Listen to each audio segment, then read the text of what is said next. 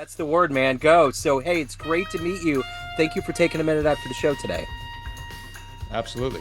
So, I'm looking forward to peeling back the layers of your business prowess, and I want to know first and foremost the pandemic 5 years ago changed our lives, changed business, changed so many things. How did you get through that time period, and how has it still affected you in what you do today in 2025? Oh, Joe, you point out a hard part because 9 months right before the pandemic, I made a huge move with my family. Yeah. My wife and I were both from Arizona. I've spent time traveling, doing international business. I've worked in 15 different countries. I speak two different languages. And I had a venture with a couple partners in Oklahoma City. And we had just secured a private equity group out of Dallas. And so I made that move to Dallas, moved my family to Dallas. And 8 months, 9 months, or whatever that time frame was before COVID hit, and all of a sudden you find yourself, okay, you make this huge move, new business, new partnerships, all this kind of stuff. And due to that pandemic, the private equity pulled out, right? And so now you're in the middle thinking, oh, well, I just made a move. I don't have any family in the area. It's not like, schools are shut down, everything else is shut down. And so it really causes one to think, and especially I'm a father of four. I've got four kids. And so my oldest, he just graduated from high school. And at that time, you're just sitting there looking around saying, well, okay, what do I do now? Yeah. The pool is dried up from the work perspective. Do I go back to the consulting? Do I start another business? I've started nine to date. What do I do? What's next? And so for me, it was actually a really good reflective period because I got to say, okay, what is it that I kind of want to do? And it took me a little while to come out of it, but I said, I personally, because you asked the question, how did it affect me? Yeah. Personally, I love entrepreneurship. I love capitalism, right? That spirit of genuine American, it's kind of birthed out of America, right? Yeah. Just that Yeah. go tackle your dreams. And my grandfather, he was a logger, entrepreneur. My father, he was an entrepreneur.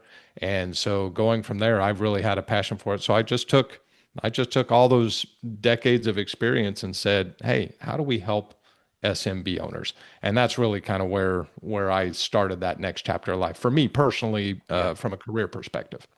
So let's get into exactly what you do right now on a daily basis. And to do that, I want to put you in front of a bunch of 12-year-old kids on a career day. And one of the kids is like, "Hey, what do you do for a living?" What's your What do you answer? what do you do for a living? Yeah. I would tell little Johnny, I say, Johnny, I hunt for revenue patterns Okay. that scale businesses. Okay. So in this modern landscape of things that have changed so much, are you confident? Yes, sir. Okay. Okay. I, I mean, confidence is born out of a number of experiences, number of circumstances, and failure is probably one of the best ones, actually. Yeah. It's when we fall, it's when we get hurt. My youngest son, I coach his team in tackle football. They're fifth graders, right? Yeah. They're 10-year-olds. Yeah. And he's on the smaller side. He's 64 pounds. And I've got these other kids that are 130 pounds, like twice his size. Yeah. And there's times where he's got the agility, he's got the speed, he can get around it, but then there's times where laws of physics apply and he just gets rocked, Yeah. right? But and I can see, he comes up and a little bit of a teary-eyed and he's just like, Dad, that hurt. And he doesn't want to say it. He wants to be tough. He wants to grind through it. And to that aspect, I mean, confidence is built out of facing those challenges and Yeah. getting up after those multiple failures. I was 4'11" in high school and I was a runner. I just knew what to, that was the only thing that I figured I could get away with without getting absolutely mashed. So, For 11 doesn't fare too well on a football field. no, it does not. And I was into baseball, so it was like, yeah, it didn't bode really well for that, but running worked. I mean, but I get that.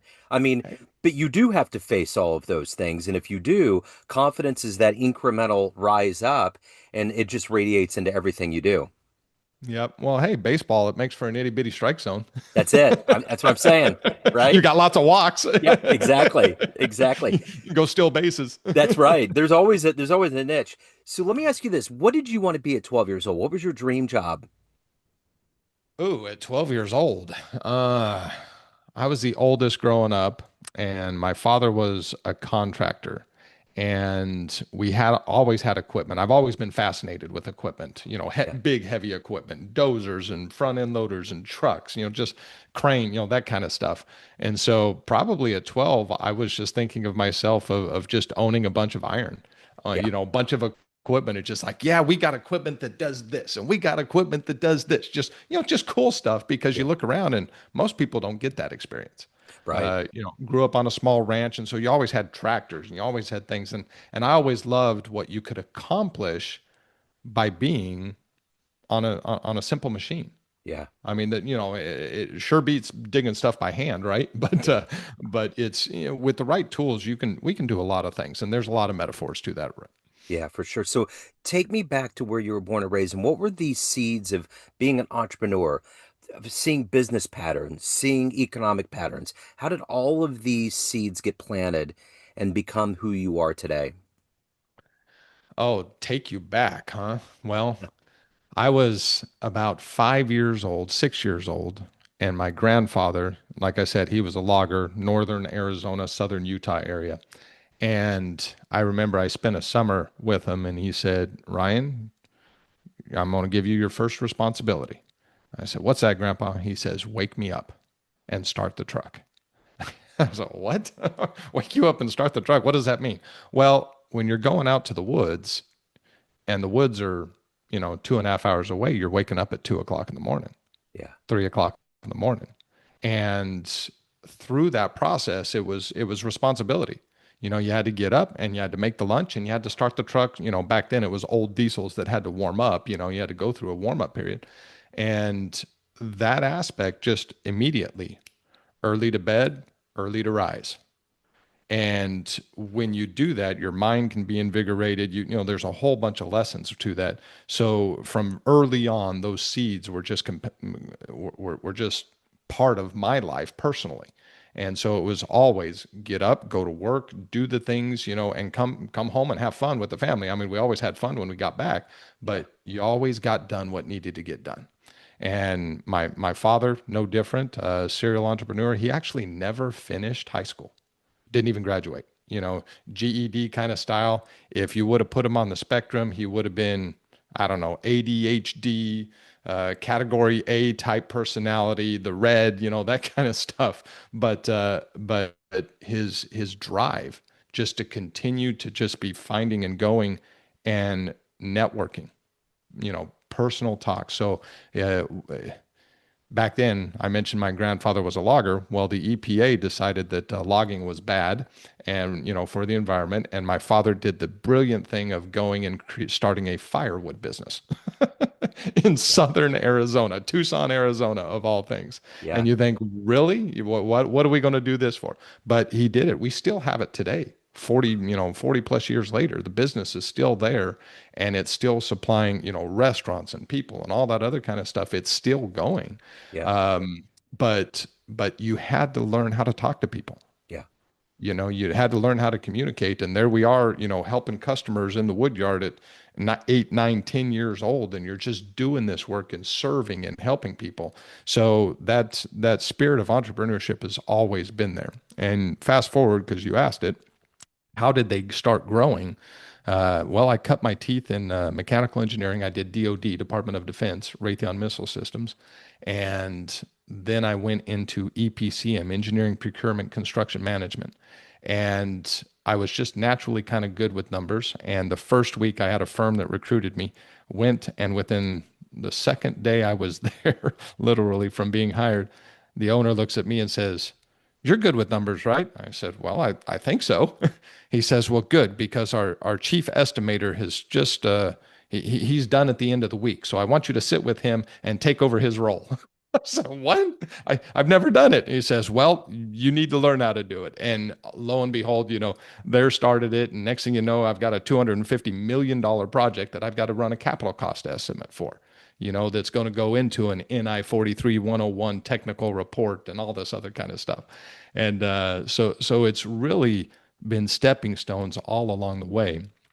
Very similarly, I was still in my late 20s and had another gentleman that actually was a customer of my father's, went into the wood yard to buy some wood, and he comes out and talks to my dad and says, "Oh, I'm in mining."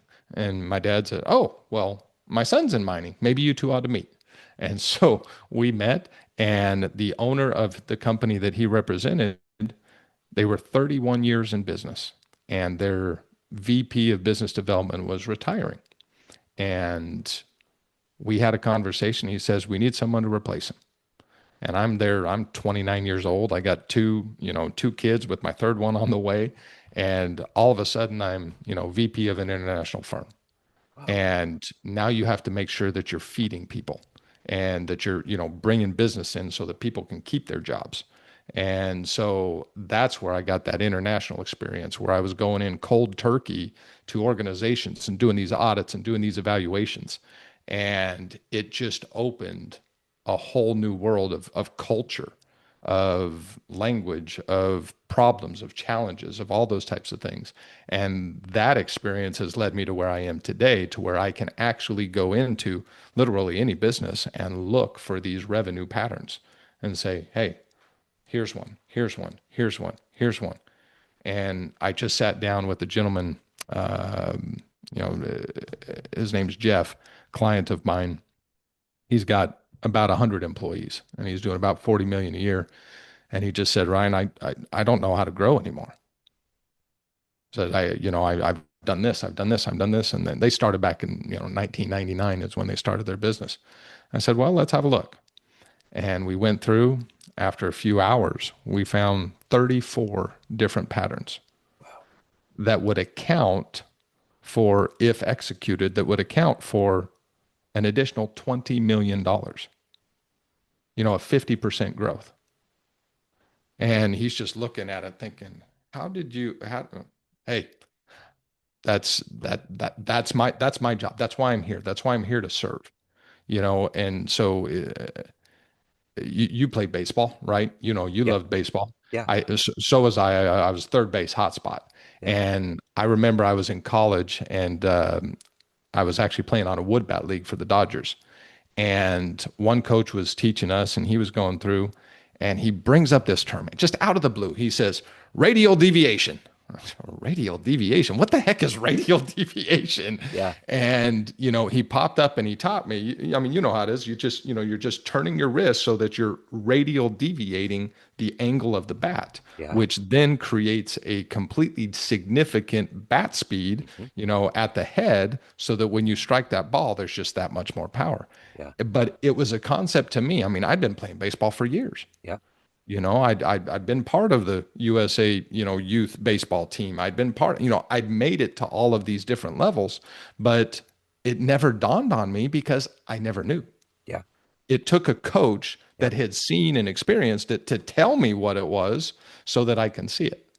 So very similarly, I mean, that goes for anything in our lives, whether it's business, whether it's spirituality, whatever it is, it usually takes someone else pointing something out to help us see more than what we see. Here in Kansas City in 2014, when the Royals made that big run and went to the World Yep. Series twice, they hired George Brett, and he reluctantly came back as the batting coach, and things changed. And then we have Kevin Seitzer, who is a player for us, and he's been noted as one of the best batting coaches ever. I think he's in Toronto now. But when he comes in, he's like the whisperer. And I was thinking about your story. That's what you do. You come in and you're the whisperer, but it's almost as though it's that Malcolm Gladwell thing. After you spend 10,000 hours, you just become an expert at it. And I think about that. I was watching a documentary with Clive Davis, the music mogul, and he started out as a lawyer and just kind of came in the studio one day as a lawyer and heard something and mentioned it, and then it just steamrolled. And he just had this ear and he just had this whisperer ability. And I see that in music where these people, these producers like Rick Rubin can come in and they're like, let's do this on the drums or let's do this. And it's like what you're saying. You just come in and you almost have this fresh Forrest Gump kind of mentality. I'm coming in ignorant in a good way, where you're just walking into this Because when you get so close to it, it's almost as though the numbers blur. Things just blend together, right? So if you come in with a fresh perspective, fresh ears, fresh mind, you're like, you can do this, this, and this, and that's it. Yep. And it doesn't take long. Right.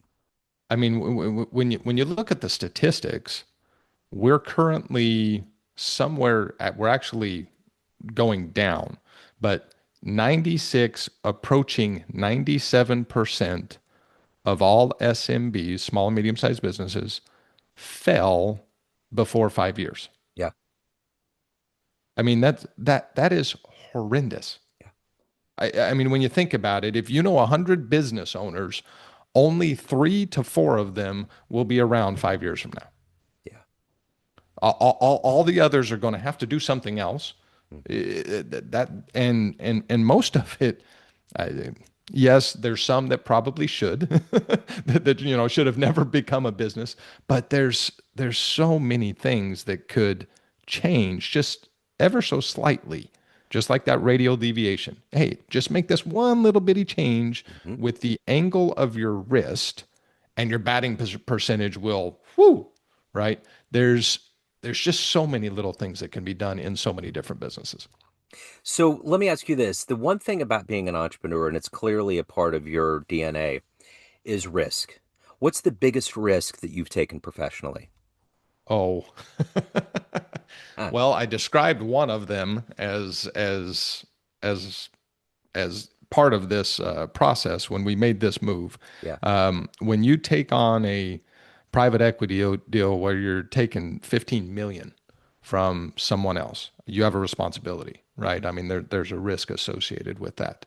I had another venture where, yeah, I mean, it was actually for a small alluvial gold mine, and mining is expensive, and the permit process is extremely long here in the United States. It's horrifically long. There's reasons why a lot of the mines are foreign, is because they're just not allowed here.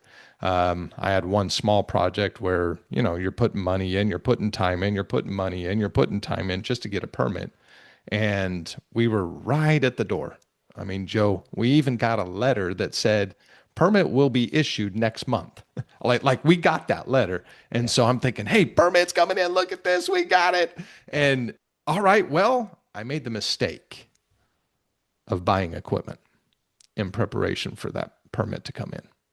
I made the mistake of going off of shall I say, an IOU letter that it's coming.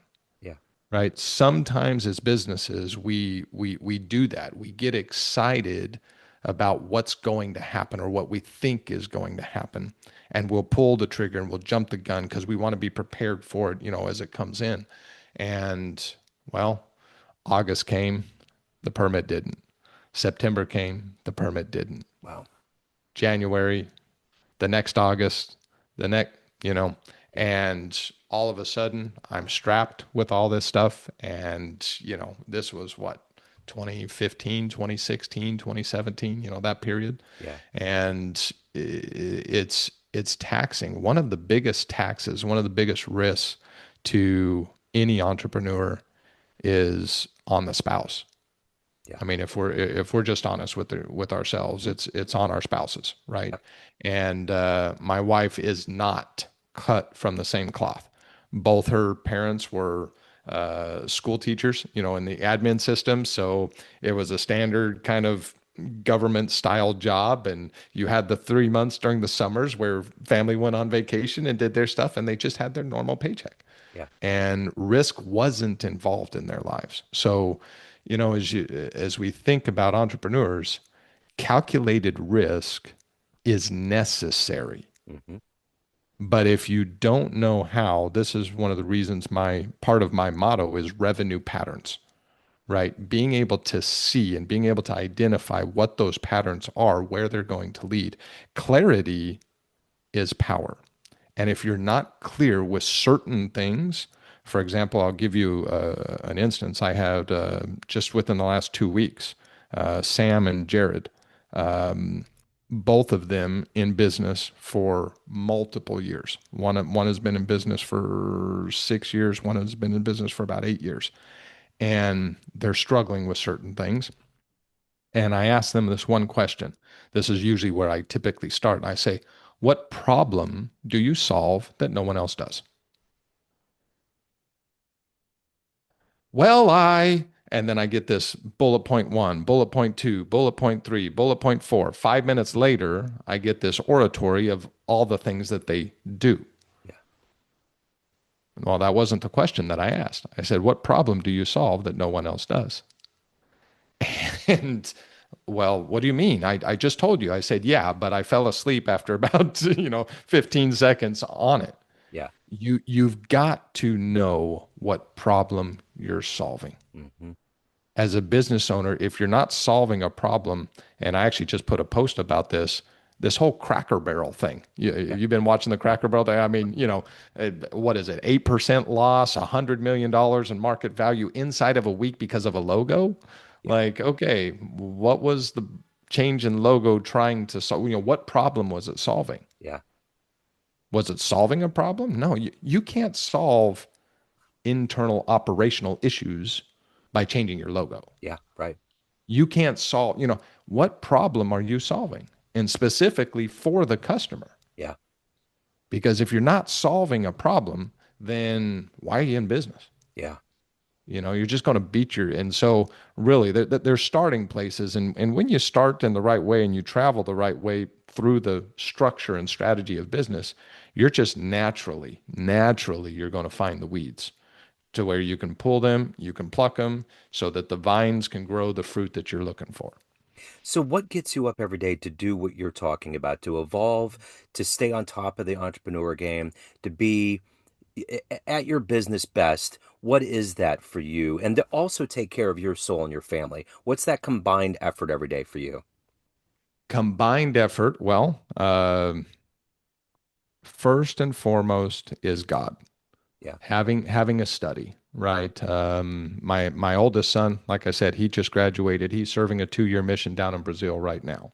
Hmm. I served my mission many years ago in Argentina, but serving people, doing what's right from that aspect. Whatever your belief is, that golden rule of do unto others as you'd have done unto yourself applies to everyone everywhere. So making sure, that you have time for that you have time for the spiritual aspect of yourself. You're studying the scriptures, you're in prayer, whatever that is for you, being closer to our Creator is always going to benefit you. It's always going to help you. It's always going to increase and enlighten you. It always will. Yeah. Second to that is taking care of your body. My wife, she's a dietitian and she's an avid worker outer. She goes out there and she works out definitely a lot more than I do, but staying healthy, staying fit, getting the blood pumping, getting the blood moving. And for me, really just kind of maintaining a schedule. Me personally, I create an ideal schedule and I know, hey, during this time frame, I'm going to be working on this. During this time frame, I'm going to be working on this. And sometimes it's spiritual, sometimes it's physical, and sometimes it's work, sometimes it's coaching. It's being with my kids and just being involved in them because I have a responsibility to them as dad to provide for more than just the roof over their heads.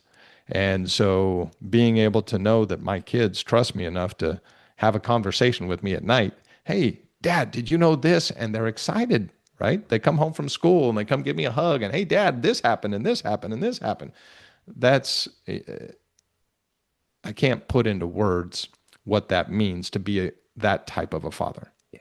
right? Not to be the one that, hey, Dad's always off and working. I've done my share. I traveled and worked in 15 different countries. I've been away from my family at times, but during the times I'm home and during the times I'm with them, I'm dedicated to them. Put the phone and put the stuff aside and, be disciplined, not distracted Absolutely. is kind of one of those mottos that I say, because you're one or the other. You're either disciplined towards something or you're being distracted toward another.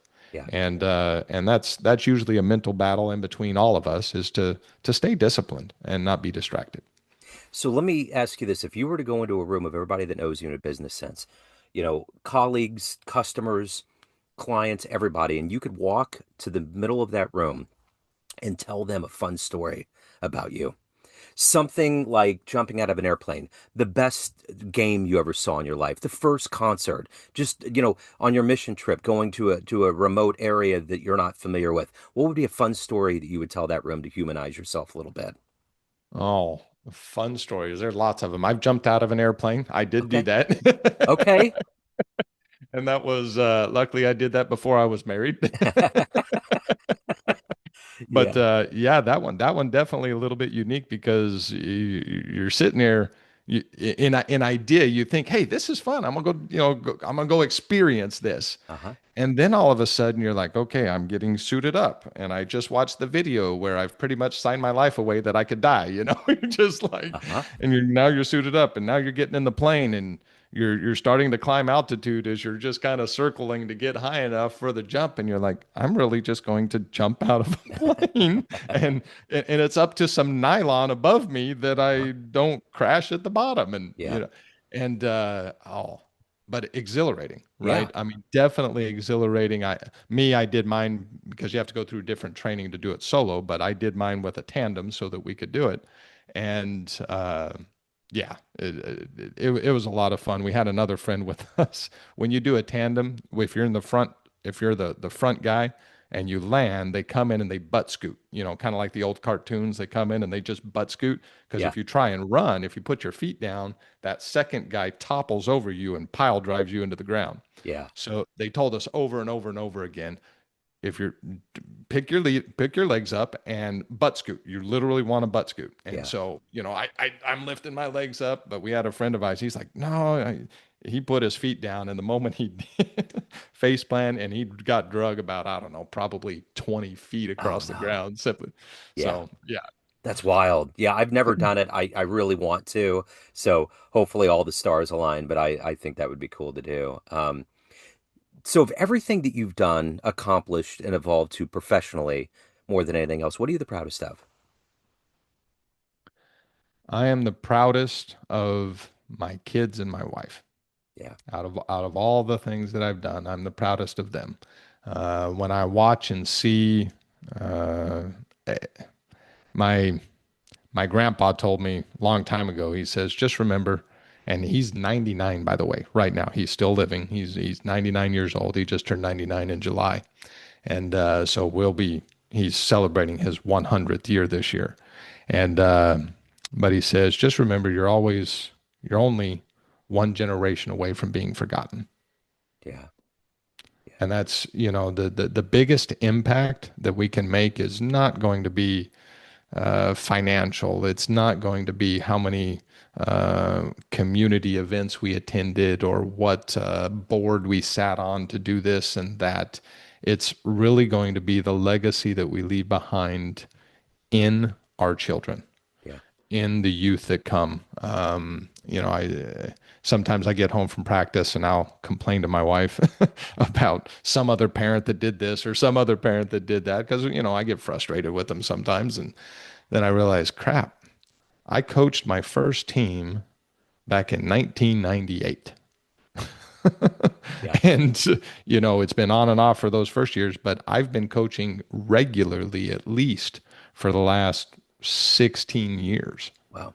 multiple teams, multiple sports. And as I look at that and I think, yeah, every single one of them, every season you start, you're just, oh, am I going to do this again? Okay, well, what night? Where do I find the time for this? Yeah, if I'm going to coach this team, man, it's going to be another 10 hours a week and I got to do this and I got to do that.